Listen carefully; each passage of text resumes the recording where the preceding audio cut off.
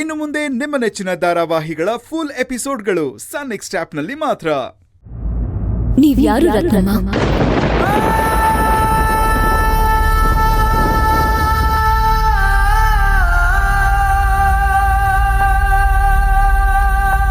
ನಿಮ್ಮನ್ನೇ ಕೇಳ್ತಿರೋದು ನೀವ್ಯಾರು?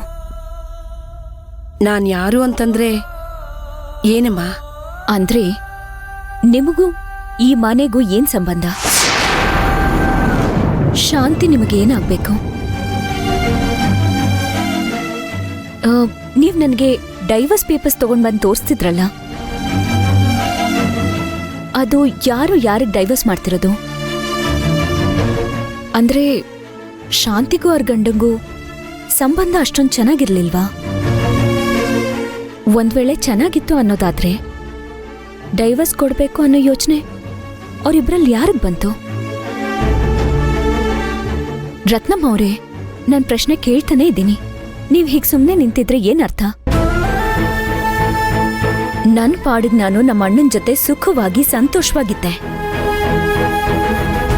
ಯಾರೋ ನನ್ನ ನೋಡಕ್ ಬರ್ತೀರಾ, ಇನ್ಯಾರೋ ಶಾಂತಿ ಅಂತ ಹೇಳ್ತಾರೆ, ಇನ್ಯಾರೋ ಬಂದು ಏನೇನೋ ಮಾತಾಡಿ ನನ್ ಮನ್ಸನ್ನ ಗೊಂದಲ ಮಾಡ್ತಿದ್ದಾರೆ. ಈಗ ನನ್ ಏನ್ ಮಾಡ್ಬೇಕು ಹೇಳಿ? ರತ್ನಮ್ಮ ಅವರೇ, ನನ್ ಪರಿಸ್ಥಿತಿಲ್ ನೀವಿದ್ದಿದ್ರೆ ಏನ್ ಮಾಡ್ತಿದ್ರಿ? ಒಂದ್ ಕ್ಷಣ ಯೋಚನೆ ಮಾಡಿದಿರಾ? ಅದು ಏನ್ ಹೇಳ್ಬೇಕು ಅಂತಾನೆ ಗೊತ್ತಾಗ್ತಿಲ್ಲ ಕಣಮ್ಮ. ಆದ್ರೆ ಒಂದಂತೂ ಸತ್ಯ, ನೀನು ನಮ್ ಶಾಂತಿ ತರನೇ ಇದೆಯಾ ಕಣಮ್ಮ. ತರ ಏನೂ ಅಲ್ಲ, ನನ್ ಮನ್ಸಿಗೆ ಅನ್ನಿಸ್ತಿದೆ ನೀನೇ ನಮ್ ಶಾಂತಿ ಅಂತ. ಮನ್ಸಲ್ಲಿರೋ ರೂಪ ಕಣ್ಮುಂದೆ ಬಂದ್ರೆ ಹೇಗಿರುತ್ತೆ ಹೇಳು? ಈ ಮನೆ ತುಂಬಾ, ನನ್ ಮನ್ಸು ತುಂಬಾ ನನ್ ಶಾಂತಿನೇ ತುಂಬಿಟ್ಟಿದ್ದಾಳೆ ಕಣಮ್ಮ. ನೀನ್ ಬಂದು ನೀನ್ ಅರ್ಚನಾ ಅಂತ ಪರಿಚಯ ಮಾಡ್ಕೊಳ್ತಿದ್ಯಾ, ಆದ್ರೆ ನನಗೆ ನೀನ್ ಶಾಂತಿನೇ ಕಣಮ್ಮ. ಅದಕ್ಕೆ ನೀನ್ ಬದುಕಿದ್ಯಾ ಅಂತ ಹೇಳಿದ ತಕ್ಷಣ ನಿನ್ನನ್ನು ನೋಡೋದಕ್ಕೆ ಅಂತ ಓಡ್ ಬಂದೆ. ಅದನ್ನೇ ನಾನು ಕೇಳ್ತಿರೋದು. ಶಾಂತಿ ಅವರು ತೀರ್ ಹೋದ್ರು ಅಂತ ನಿಮ್ಗೆಲ್ರಿಗೂ ಗೊತ್ತು ತಾನೆ? ಅಷ್ಟಾದ್ಮೇಲೆ ಅವ್ರು ಬಂದು ನಿಮ್ ಮುಂದೆ ನಿಂತ್ಕೊಂಡಿದ್ದಾರೆ ಅಂತ ನೀವ್ ಹೇಗ್ ಹೇಳ್ತೀರಾ? ಹಾಗಾದ್ರೆ ಯಾವ್ದ್ ಸತ್ಯ, ಯಾವ್ದ್ ಸುಳ್ಳು? ಶಾಂತಿ ಸತ್ತಿಲ್ವಾ?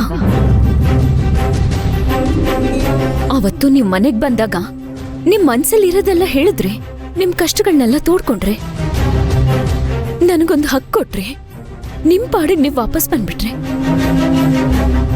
ಅದಾದ್ಮೇಲೆ ನನ್ನ ಬಗ್ಗೆ ಏನಾದ್ರೂ ಯೋಚನೆ ಮಾಡಿದ್ರ ನೀವು?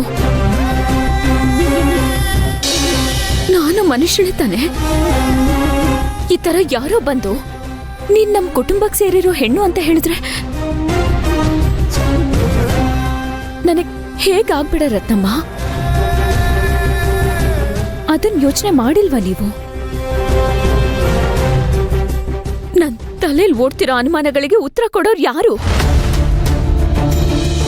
ರತ್ನಮ್ಮ, ನೀವ್ ನನ್ನ ಅರ್ಥ ಮಾಡ್ಕೋಬೇಕಾಗಿತ್ತು ತಾನೆ? ಹೌದು ಕಣಮ್ಮ, ಅರ್ಥ ಮಾಡ್ಕೋಬೇಕಾಗಿತ್ತು. ನೀವೀಗ ಹೇಳಿದ್ದೆಲ್ಲ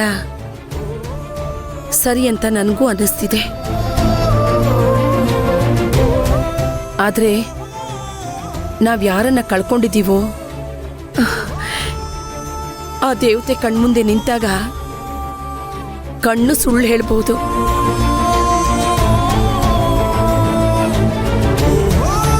ಮನ್ಸು ಸುಳ್ಳು ಹೇಳಿಲ್ಲ ಅನ್ನಿಸ್ತಾ ಇದೆ. ಅಯ್ಯೋ, ನನ್ ಬುದ್ಧಿಗಿಷ್ಟು ನಿಂತ್ಕೊಂಡೇ ಮಾತಾಡಿಸ್ತಿದ್ದೀನಿ. ಬಾ ಕೂತ್ಕೋ, ಕಾಪಿ ಮಾಡ್ಕೊಂಬರ್ತೀನಿ.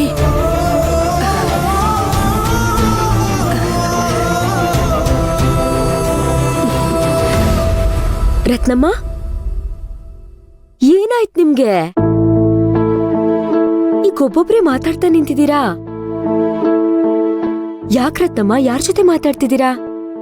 ನಾನೆಲ್ಲಮ್ಮ ಒಬ್ಳೊಬ್ಳೆ ಮಾತಾಡ್ತಿದ್ದೀನಿ. ಅಲ್ಲಿ ನೋಡಿ ಯಾರು ಕೂತಿದ್ದಾರೆ.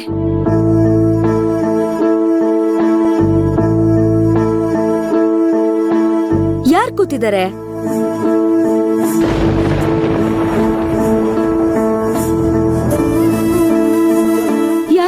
ರತ್ನಮ್ಮ?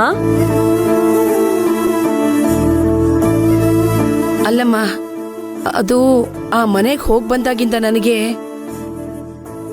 ಶಾಂತಿನೇ ನೆನಪು ಕಣಮ್ಮ.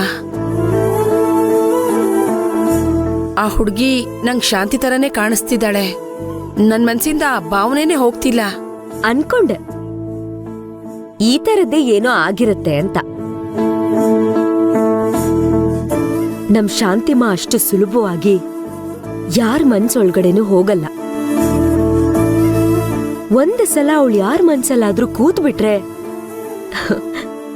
ಅವಳನ್ನ ಮರೆಯಕ್ಕೂ ಆಗಲ್ಲ, ಮನ್ಸಿಂದ ತೆಗಿಯಕ್ಕೂ ಆಗಲ್ಲ. ಸರಿ ಅಮ್ಮ, ಬನ್ನಿ, ತುಂಬಾ ಕೆಲ್ಸ ಇದೆ. ಸರಿ.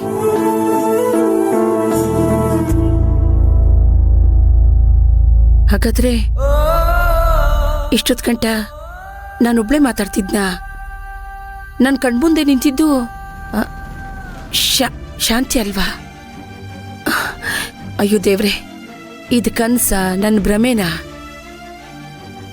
ಏನು ಗೊತ್ತಾಗ್ತಿಲ್ಲ. ನನ್ನಮ್ಮ ಹೇಗೋ ಒಂಥರ ನನ್ನನ್ನು ಕಾಡ್ತಾನೆ ಇರ್ತಾಳೆ. ರತ್ನಮ್ಮ? ಹಾ, ಬಂದೇಮ್ಮ.